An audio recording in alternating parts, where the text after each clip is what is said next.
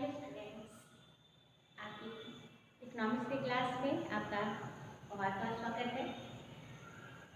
अगर आपको मेरी वीडियोस अच्छे लग रहे हैं तो आप उसको मेरे चैनल को सब्सक्राइब कीजिए, शेयर कीजिए और ज़्यादा से ज़्यादा लाइक कीजिए। चैनल पर नए हैं तो उसको सब्सक्राइब करना ना भूलें। आज की क्लास में हम लोग क्योंकि माइक्रो इकोनॉमिक्स हम लोग 11th में पढ़ते हैं और 11th में माइक्रो इकोनॉमिक्स जो है वो बहुत इम्पॉर्टेंट सेक्शन है। इससे पहले के वीडियो में भी मैंने आपको इस बात को बताया था। तो माइक्रो इकोनॉमिक्स हर एक जगह इम्पॉर्टेंट है, जहाँ पर भी इकोनॉमिक्स कोई पढ़ा जाता है उसके टर्म्स को यूज़ किया जाता है। तो आज की क्लास में हम लोग डिस्कस करने जा रहे हैं central problem of an economy. This topic is very important for class 11th and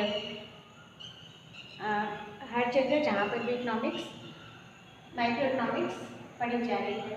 तो आइए central problem of an economy होता क्या है, सबसे पहले तो इस बात को हम लोग समझ लेते हैं। बहुत आसान है क्योंकि हम लोगों ने स्कैरसिटी को समझ रखा है, इसलिए central problem of an economy is also related to scarcity of resources. ठीक है, आप सब लोग जानते हैं कि इकोनॉमी है अगर, तो उस इकोनॉमी में रिसोर्सेज क्या है, रिसोर्सेज कैसे हैं, लिमिटेड है। ठीक, और जो ह्यूमन वांट्स है ये क्या है, अनलिमिटेड है।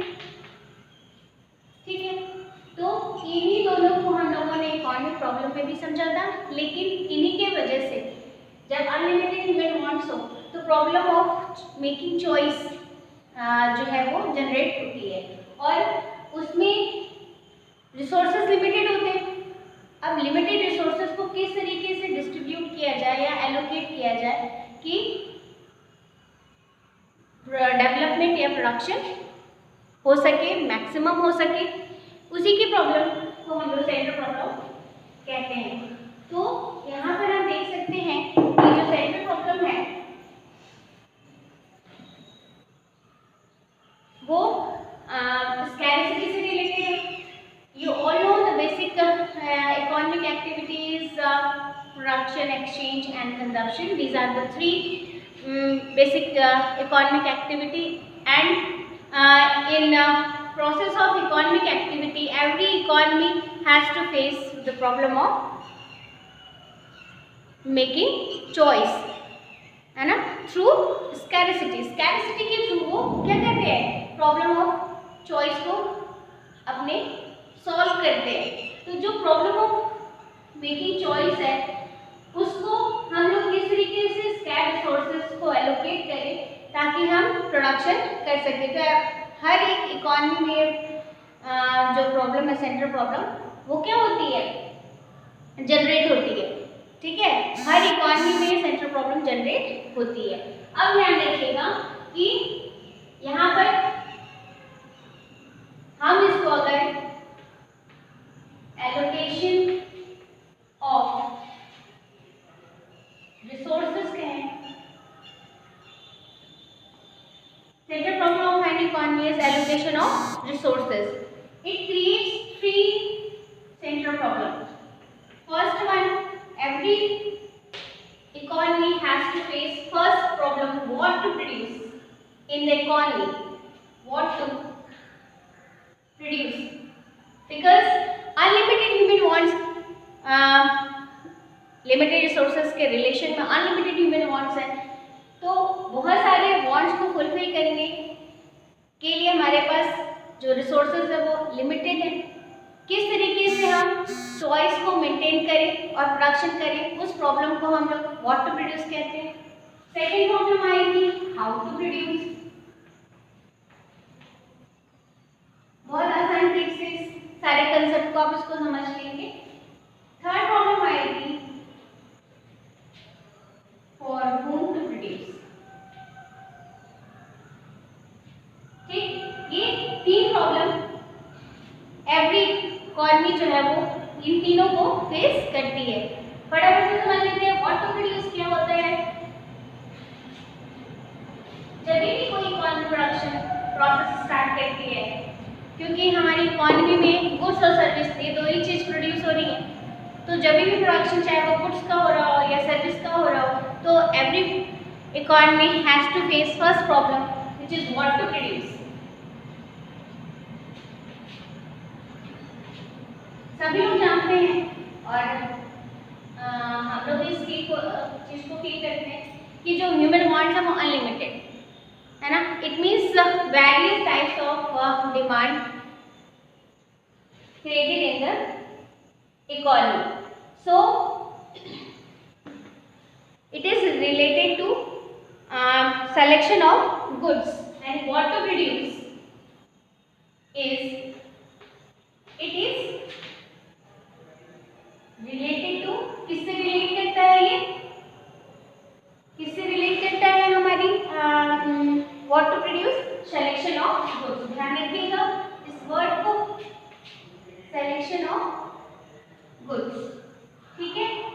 यानी कि हर एक सोसाइटी में बहुत सारे कमोडिटी को प्रोड्यूस करने की डिमांड है, लेकिन हम उनमें से किसको चूज करते हैं, उनमें से किसका प्रोडक्शन करते हैं और इसके रिसोर्स को का उसमें यूज करते हैं।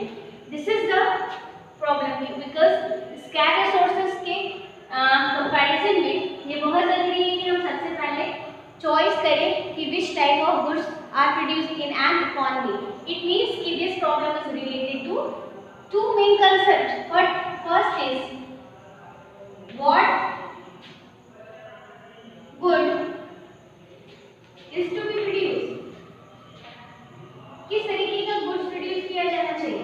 कई तरीके के गुड्स होते हैं, either it is consumer goods और लग्जरी गुड्स, क्लियर, या फिर हम कोई और necessary goods, normal goods, capital goods, कई तरीके के गुड्स हैं। हम उनमें से किस गुड्स को प्रोड्यूस करें, it's all depends upon demand in the society.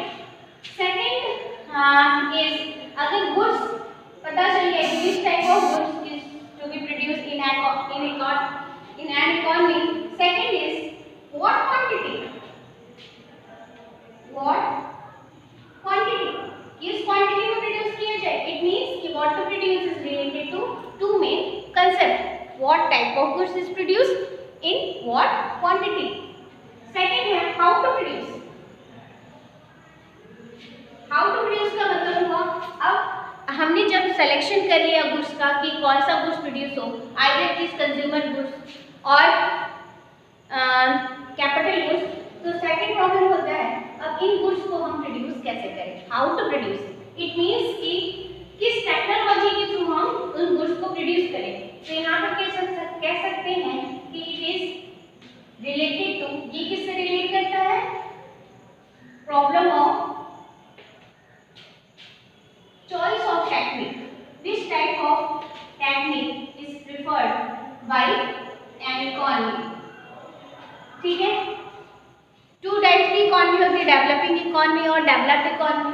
तो उसी तरीके से जब दो तरीके की मतलब कंट्री है, सपोज कि डेवलपिंग कंट्री है, डेवलप कंट्री, तो टेक्निक्स भी मेनली जो होते हैं कि देयर आर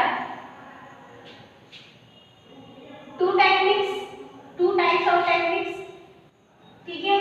कौन से दो टाइप है, लेबर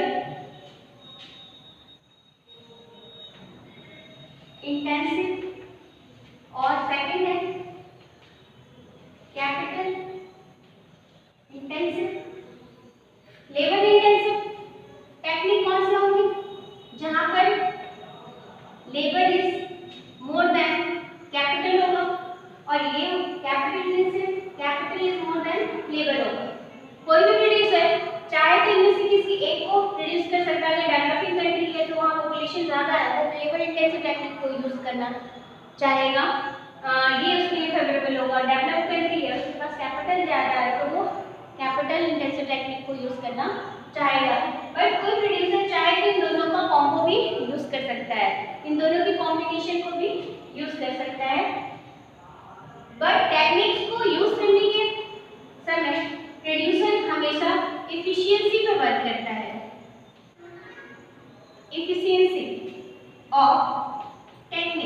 टेक्निक की इफिशियंसी देखता है कि कौन सी टेक्निक उसके लिए फेवरेबल होगी, किसको हम कम से कम प्रोड्यूस यूज करके ज़्यादा प्रोड्यूस कर सकेंगे। तो decision of producer is depend upon efficiency of technique.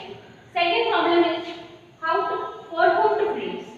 How to produce के बाद जब हमने डिसाइड कर लिया कि हमें कंज्यूमर गुड्स को प्रोड्यूस करना है, तो हम किस टेक्निक से प्रोड्यूस कर रहे हैं। अगर हम डेवलपिंग कंट्री हैं, इंडिया जैसी developing country capital intensive technique को ज़्यादा प्रेफर करती है, तो लेबर इंटेंसिव टेक्निक को ज़्यादा प्रेफर करती है। तो लेबर इंटेंसिव टेक्निक के थ्रू प्रोडक्शन हुआ। फिर नेक्स्ट आएगा for whom to produce. Third problem होगा फॉर होम टू प्रोड्यूस। अब जो प्रोड्यूस किया गया उसको डिस्ट्रीब्यूट कैसे किया जाए, ठीक है। इट मीन्स कि इट रिलेट्स टू, किससे रिलेट करेगा ये, problem of distribution of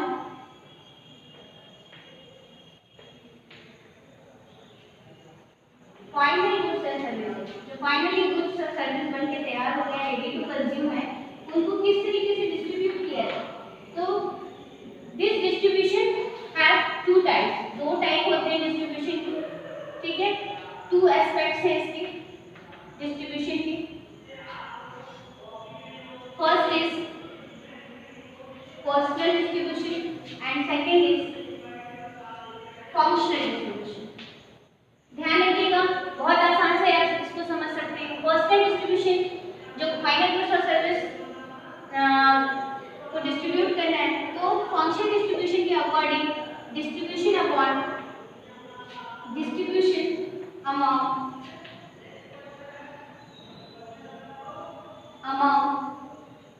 person in the society, ठीक है। and personal distribution is related to person in the society. Functional distribution is related to factor of production and distribution in factor of production. ध्यान रखिए, F for function, F for factor, P for person, P for personal। तो factor of production कौन-कौन से होते हैं। Land को किस रूप में दिया जाएगा, किस फॉर्म में दिया जाएगा, इनकम, फैक्टर इनकम के फॉर्म में डिस्ट्रीब्यूशन करना है।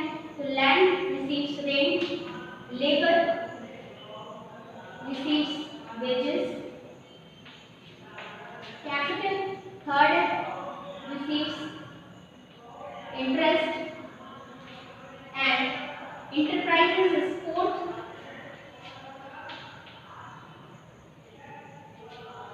factor it receives profit. It means कि जो प्रोडक्शन हो रहा है उसको हम लोग फैक्टर इनकम के फॉर्म में फैक्टर ऑफ प्रोडक्शन को डिस्ट्रीब्यूशन करते हैं। तो these are the three central problem which is faced by every economy. Thank you. And इसको आप समझिए और मेरी वीडियोस को लाइक कीजिए, शेयर कीजिए। चैनल पर अगर आप नए हैं तो ज़्यादा से ज़्यादा सब्सक्राइब कीजिए। Thank you.